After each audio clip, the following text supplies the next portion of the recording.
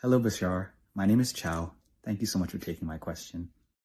I wanted to ask you to speak on belief systems a little deeper. You've said in the past that once you realize a negative belief system that you have doesn't make sense, you let it go. I've seen this. This has happened. I know this is to be true. But I've been surprised lately because I've had a few negative, let's say, encounters or negative feelings. And when I ask myself, as you've taught, what do I have to believe about myself to feel this way? The answer has been things that I didn't realize I felt. So like two or three things. An example is like not being good enough. And so I have tried to reason this to myself and been like, well, listen, creation doesn't make mistakes. So obviously I exist, I'm worthy. I know I'm valid. I love myself, but these issues persist. And again, consciously, I don't feel like I have that belief system. I don't believe that I believe that. So I don't believe that. So maybe it's just my own awareness is lacking. But I was hoping maybe you could speak to that and offer some advice for people struggling on this level. And perhaps some advice for me in particular with that. Anything you can offer, I'd appreciate. Thank you so much. Much love. All right. Well, again, perhaps you have to strengthen the part of that exercise that has to do with if you did, in fact, actually let go, if you did really understand that it's not true and let go of that idea that you're not worthy, as an example, are you afraid that something else will happen if you let that go? If you really are willing to be your true self in your society, are you afraid of something else happening when you are your true self? So we would encourage you at this particular point, without too much detail being given to you, to explore that side of the equation. What are you afraid might happen if you did let go of those particular definitions that you're discovering popping up in your unconscious mind? What would really happen? What do you believe might happen that you wouldn't prefer or that you might be afraid of? So we will encourage you to explore that at greater depth. Good day, good day. Hi, Bashar. It's wonderful to feel you again. And you as well. Please Thank you proceed. so much. Yes, so I am wondering if anyone here on Earth are making or getting close to making spaceships the way you are making spaceships. And Well, the reason it will take a while. It will take a while before you can make them the way we do. However, you have the technology to make versions of craft using different kinds of energy that are non-polluting, that are much more advanced than what you have now. You have all of that technology. A lot of it over time has been suppressed by many people in your society who are operating out of fear. But the idea is you have the technology to make versions, but it will take you quite a while to make versions in the way that we do. Right, I see. Yeah, one of the reasons I'm asking is because I'm listening to a lot of videos from different organizations like NASA and billionaires such as Elon Musk and Jeff Bezos, and they have big plans when it comes to space travel. And I know they are making a fuel, or they want to refuel their spaceships on the moon. And they're doing a lot of work, and I'm wondering if you are in contact with them at all, or if they are. No, not directly with us, no. Right, so they're doing it the Earth way. Yes, but that's all right. Okay. They're in contact with whoever they need to be in contact, and most of that contact probably occurs most likely in dreams. Ah, interesting. So they're guided how they need to be guided for now. Eventually, they will come upon the understanding that there are other ways to do these things, other ways to travel in space, other kinds of energy sources they could be using. But for now, let's just say baby steps. Okay, thank you. And I'm also wondering regarding the eye of the needle. Yes. Where you said before Corona hit, you were warning us about the storm, and then you said that, if I remember correctly, that the eye of the needle will end sometime in 2023. Yes. Right. So I'm wondering, I just get a sense that there are more different kinds of storms coming, Yes. particularly maybe in the financial system. Yes, there are many challenges that you will face this year, but again, that's all right because it provides the opportunity for clarity, for choosing the belief systems that truly work for you, that are positive in nature, to let go of fear-based belief systems, to streamline yourselves, strip away those things that are negatively oriented, that anchor you to a negative past, to move forward in a positive way. It's a challenge that many of you will be able to utilize to accelerate yourselves toward the future and toward the experience of open contact as it begins to unfold in 2023. Right. Yeah, it's very exciting. It Yes. feels like we're, very transformative. Yes. And I'm also wondering, you said in a video that the hybrid children don't necessarily want to sit down and eat all the time, or some of them find it interesting how often we eat. Yes. And and my toddler is the same way. I mean, it's very difficult to get him to sit down at the table and eat. Yes. But if he doesn't eat, he gets hungry, and that can lead to other challenges. So my question is there a better way to handle meal time with young children? Well, the idea, first and foremost, is that many of them may require a lighter diet in terms of what it is they eat. You can explore with the child what it is they may be excited or attracted to at certain times when they are hungry. The idea can be worked through in discussions, in conversations, and you can use your creative imagination to, shall we say, describe the different foods that probably are beneficial for them in ways that get them excited about them. You can make up stories about them in terms of what their abilities are, what they will give to the body, what they will allow the child to experience if they incorporate those substances in their body. Remember, the idea of teaching a child requires the parent and the teacher to be as creative and imaginative as a child in coming up with how to have a conversation that really gives the child an understanding from a different perspective about what certain foods will do for the child to help them thrive and sustain their viability in physical reality. So it's up to you to be creative with the stories about what the different foods will do. Okay. Yeah, excellent. All right. Just if I may, one more. Yes. I'm just wondering if everyone in this community are likely part of the hybridization agenda, right? With a great degree of probability, most individuals who have contact with us through these conversations have something to do with the hybridization agenda in general, most probably. It's not an absolute, but most probably. And if someone was part of the hybridization agenda but is not really attracted to your type of information, does that just mean that they're not ready yet and perhaps will be later? It may mean many things. It may mean they have their own way of interpreting the idea, their own way of expressing it, their own path to follow. That may not necessarily be exactly what seems to be aligned with what we're saying. Nevertheless, yes, it's possible that further down the path, they may key back in to some of the principles that we talk about and share with all of you. But again, remember that one of our most important principles is to allow everyone to follow their path. Absolutely, yes. But no, they don't have to immediately exhibit what seems to be a harmonious agreement with everything that we're saying. That doesn't mean they're not part of the hybridization agenda. And remember, we're not the only one delivering these kinds of informations. So they may key into someone else because of where they're at in life and what they need to hear and the way they need to interpret it.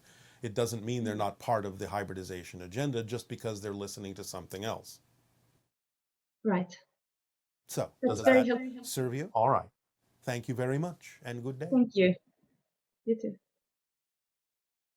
Hello, Bashar. My name is Gabby, and I'm from Chicago, but I currently reside in Costa Rica.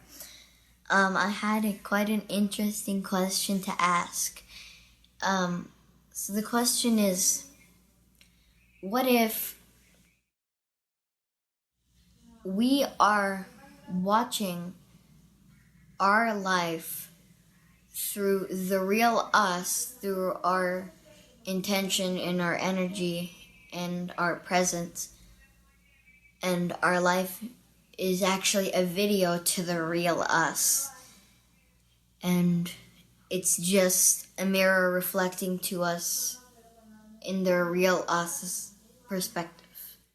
Thank you for your time. Well, in a sense, that is so. You are creating a projection of your consciousness. If you want to call it a video, you can. You can call it a hologram, whatever you wish to call it. It's a projection of your consciousness. That's what physical reality is, and that's why it's a mirror. It's reflecting your state of being, your belief system, what you believe to be true about yourself and your relationship to the idea of the collective consensus reality that you've all agreed to participate in. So yes, in a sense, most of you is still in spirit, observing what the physicalized portion of your consciousness is going through, almost like watching a video from the spirit point of view. But of course, while you are in the video in physical reality, you may not necessarily experience it as a video. You experience it as a real thing happening to you. But it's still, nevertheless, a projection of your consciousness. But as we said, yes, a reflection of your state of being that can be used to guide you in life so that you can choose the state of being that you prefer instead of simply going along with what the mirror of physical reality is reflecting to you at any given moment. Hello, Bashar. Good day, good day. I'm Susie from Canada, and All right. I'm so excited to talk to you. All right, as are we with you. I wanted to get some insights into some experiences that I've had recently, Yes. some contact experiences. So I did a channeling course to learn to channel, and we did a few meditations, and I met an ET that called himself John. I don't think that's his real name. And he told Probably me that not. no, I had that knowing right away when he All said right. it. Very good. So he said that I would be helping humans get ready for first contact. Yes. That was in the first meditation. And in the second meditation, he came again and he sort of came over to me and it felt like he was merging with me. I don't know if that was more symbolic. Well, it's more of an energy matching or an energy mirroring. Remember, no one actually goes inside anyone else. There's no room inside you for anything. But you can match your vibrations with something and it can feel like a merging. Ah, that's amazing. The other thing that I felt in the meditations was an overwhelming love Yes. for John. It felt like I'd known him forever. It felt like I almost wanted to go back with him to his planet. That's how it felt like. I wanted to go home with him because that felt like more like my home. Yes, well, in a sense, that's true. Although, again, remember, you chose to be where you are for your own purposes. Yes. So I had a question. Who is John? Do you know who John is? In general, yes. Can you tell me? No. Okay, I thought that might happen. How psychic of you. Yes. You'll find out what you need to find out as you continue with this process. We cannot Okay. spoil the surprises for you.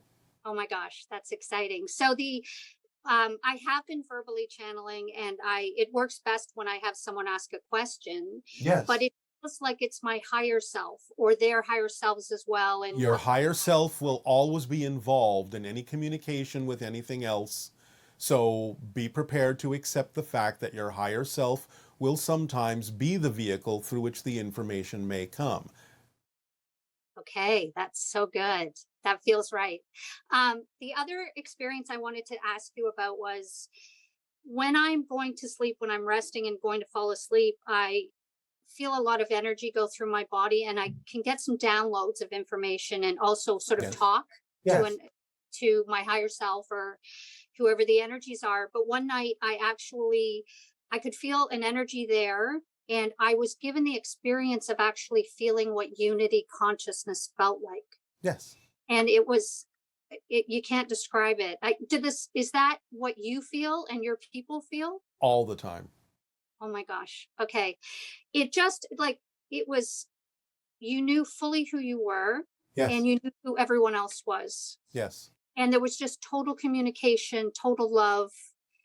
And it felt, and the next thing the thoughts that I had was, wow, that's so different from what humans experience on Earth. Yes. But it is So something you can experience on Earth. yes, yes. Now, remember, of course, not on the Earth you're on. You will shift to an Earth that already experiences that when you align with it more harmoniously. Yay, that would be great. It feels like it's sort of for humans, it's a job of self-love Yes, and absolutely. learning, yes, and understanding that.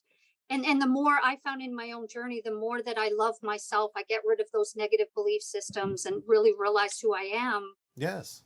I'm not needing that outside. Humans tend to need outside validation. They don't tend to it, they choose to believe they need it. Yes, yes. But the more you feel self-love, that goes away because you've already Yes. kind of got that. You have Yes. everything you need. Absolutely. So Simple, it's isn't it? yes. Well, it's a big journey to get rid of those belief systems. So I guess We that's the understand. journey. That's all right. That's part of the challenge. That's part of what you signed up for, is to go through that experience and the process of letting go of those things more consciously. But the idea, the basic principle, is very simple. Yes, it is simple, and yet, yes, and yet it's a journey. Yes, it's a journey. Yes, it's an amazing journey, actually. It is. Amazing. I can see why we would choose to come here because there's so much richness in this experience, and getting to that better place is, yeah. Yes, it's a complex and rich tapestry of experiences. Yes. So can you tell me who helped me to feel that unity consciousness feeling, to actually help me? Because I could feel another energy helping me to John. experience. It was John. Yeah. Yay, John. Okay, Bashar, thank you so much. Thank you. So much. Good day. Good day. Hello, Bashar. My name is Danny. I'm from Portugal. I grew up in Madeira Island. It's an island that belongs to Portugal. And I have two questions. I was wondering if the island is a reminiscence of the Atlantic civilization or not. I don't know. And the second question is, I feel that there is a vortex there. I mean, I feel physically. So I was wondering, can you please tell me what is the purpose of that vortex? What is the quality of the vortex, and what kinds of frequencies it irradiates? So thank you, Bashar. You know I love you. Goodbye, and see you soon. It is part of the Atlantean colonization that swept into the European areas. It is not Atlantis itself, but Atlanteans definitely traveled there as a part of a colonization effort into the European area.